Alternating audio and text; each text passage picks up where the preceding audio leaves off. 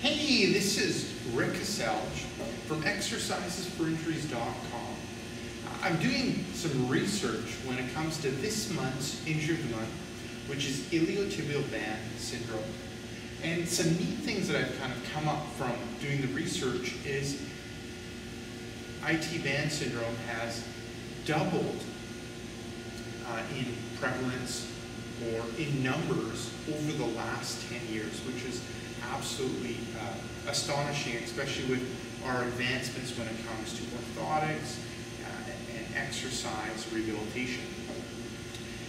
Now, as I kind of put together my program, it's kind of 4 areas that I end up focusing in on when it relates to iliotibial band syndrome. Now, one of them ends up being hip strengthening. And I wanted to go through a very simple and basic internal rotator hip strengthening that you exercise that you can do or your client can do. I'm just getting some TheraTape or resistive tubing or tape. And what I'm going to end up doing is I'm going to loop it around the ankles of both the legs. Now, this is not exactly an ideal seat, as I kind of end up falling in the chair and my hip ends up being below my knees.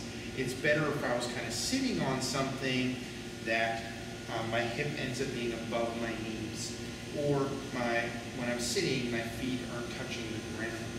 I'll modify it a little bit. I'm going to keep this leg stable, this knee stable, and I'm just going to end up moving with this one. I can end up utilizing my hands to kind of fix the knee because I don't want it to move in all directions. I just want it to focus in on that internal rotation movement.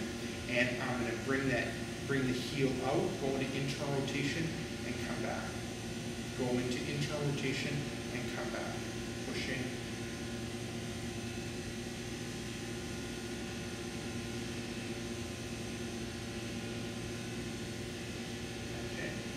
Very simple exercise, very small movement, and I'm working on those internal rotators of the hip.